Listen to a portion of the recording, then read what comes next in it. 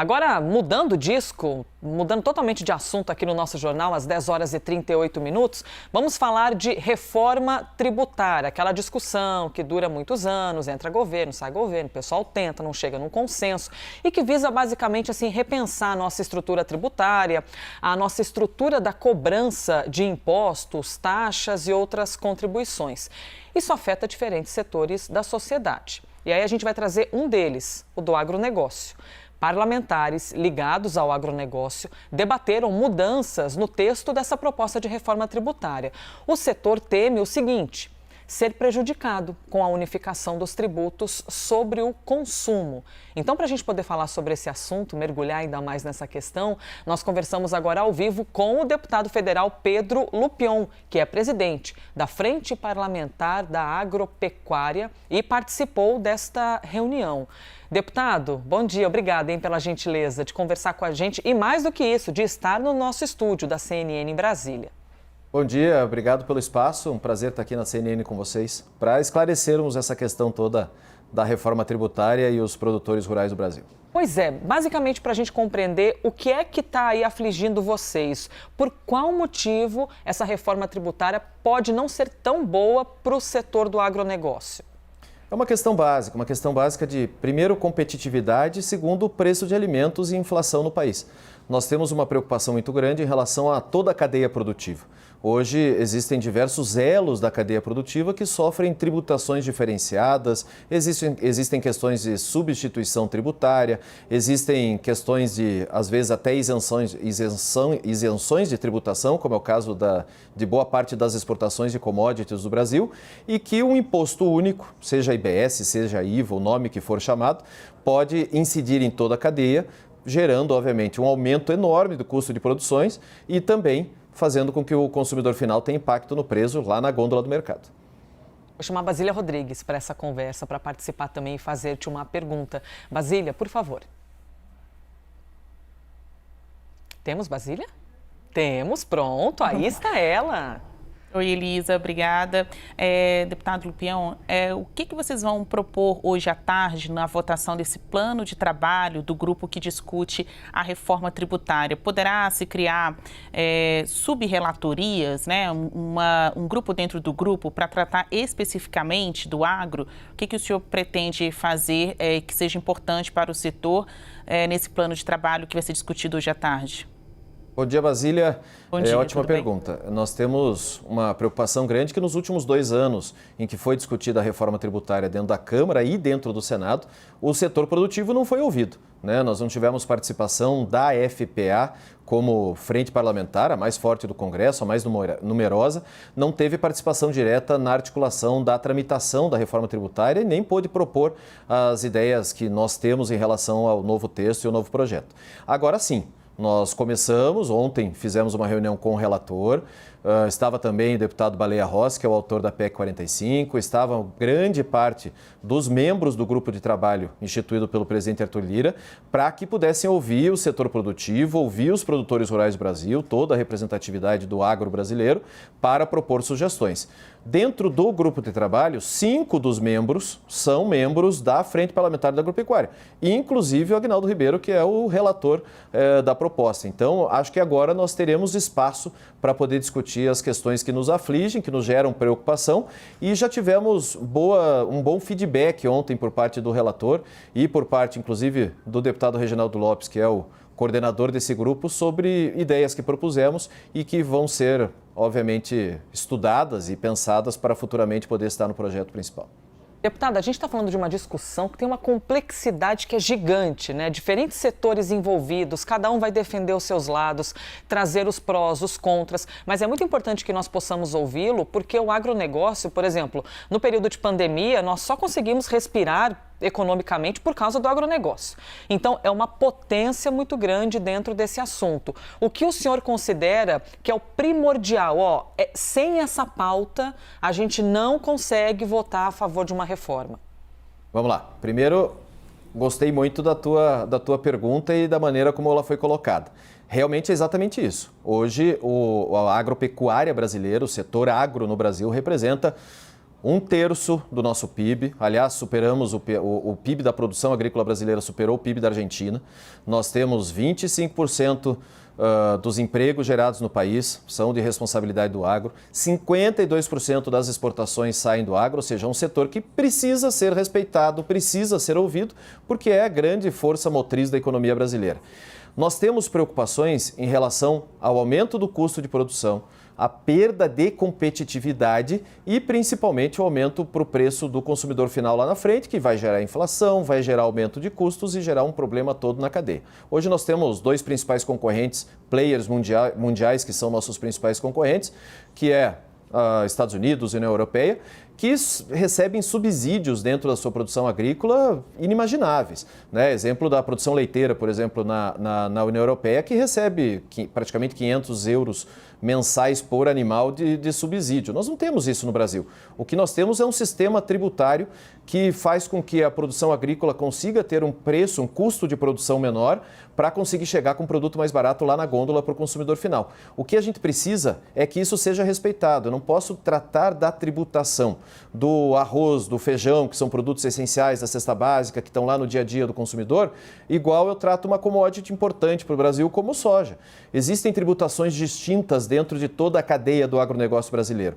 Um imposto único incidiria sobre toda essa cadeia e geraria um aumento de custo de produção gigantesco que, obviamente, seria repassado ao consumidor. Essa é a grande preocupação, a exemplo dessa questão de desoneração, da nossa vontade de manter a desoneração dos produtos da cesta básica, contrário do que está sendo proposto de uma ideia de onerar a cesta básica e fazer uma categoria, aí, um modelo de cashback para o consumidor.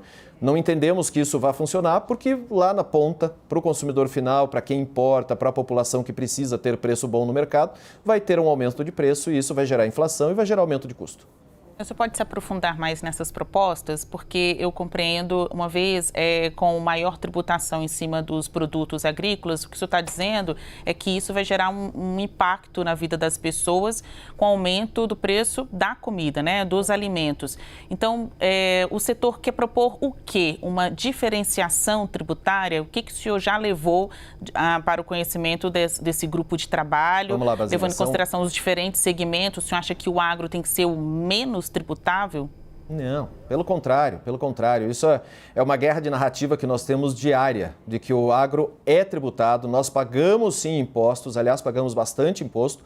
O que nós temos é possibilidade de manter a competitividade com os players internacionais que enfrentam o nosso dia a dia no agronegócio mundial. Nós temos 9 pontos principais que foram elencados pelos nossos técnicos e pelas entidades do Instituto Pensar Agropecuária, que são a representação da totalidade da cadeia produtiva brasileira. Primeiro, a manutenção de alíquotas diferenciadas para os produtos. É aquilo que eu disse, a gente não pode tributar borracha igual tributa arroz. São produtos diferentes e cadeias diferentes, inclusive socialmente. A questão da abrangência do conceito de contribuinte. Isso é um tema um pouco mais técnico, mas para a população conseguir entender, o nosso telespectador conseguir entender. Hoje nós tratamos o produtor rural dentro de uma cadeia de tributação específica. Dentro de cada produto, conforme cada produto que ele produz, ele tem uma alíquota específica, ele tem uma tributação diferente, ele tem, às vezes, uma substituição tributária, uma compensação tributária lá na frente. Se nós tratarmos o consumidor, o produtor rural como contribuinte dentro de uma nova reforma nesse imposto único, nós teríamos uma incidência de tributação elevada em toda a cadeia, que geraria, obviamente, o aumento de custo de produção. O crédito presumido, que é algo que hoje nós temos dentro da produção agropecuária, assim como outros setores da indústria, que gera uma guerra fiscal entre os estados, aquela competição de quem vai poder atrair mais investimento, quem vai poder ser mais benéfico para produzir, e que o crédito presumido prevê, efetivamente, como diz o nome, a possibilidade de recolhimento daquele crédito para que haja compensação lá na frente. Se houver o fim do crédito presumido ou se houver alguma categoria que dificulte o acesso ao crédito presumido, nós não teríamos como desonerar a produção e isso vai gerar aumento de custo para o consumidor final. Os insumos agropecuários, nós estamos tratando de diversos tratados internacionais de livre comércio, possibilidade dessa livre comércio de União Europeia com o Mercosul. Se nós tivermos incidência tributária elevada nos insumos agropecuários, de novo, o custo de produção vai lá para cima, nós já estamos enfrentando um problema gravíssimo em relação a isso, seja no preço de fertilizantes, no preço de adubos, de defensivos, de produtos importados, taxação de dólar, aumento de petróleo, ou seja, os insumos da agropecuária já estão caros, a safra já não tem a margem de lucratividade que tinha anteriormente e, literalmente, grande parte dos produtores do Brasil hoje pagam a safra com o valor que já recolheram ali, então, ou seja, ela paga para trabalhar. Então, se houver um aumento do custo de produção através da tributação de insumos, geraria também um repasse desses custos para o consumidor final.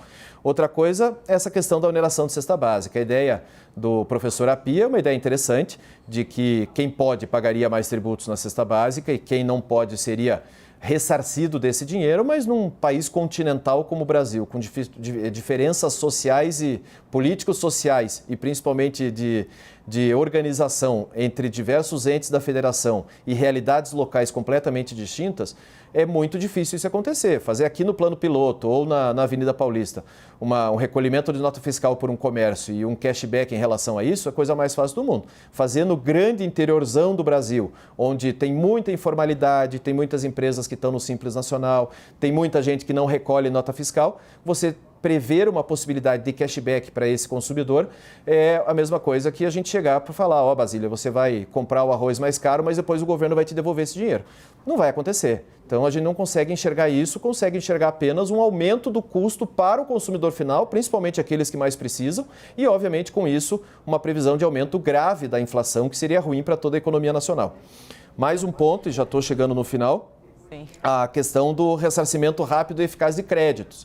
Hoje nós temos créditos presumidos dentro do setor agropecuário que a gente não tem previsão de recolhimento desses créditos por falta de organização dos sistemas tributários, não da União, não dos estados, não dos municípios, mas como um todo, né? Nós estamos falando em um compêndio legal de legislação tributária no país que é uma loucura.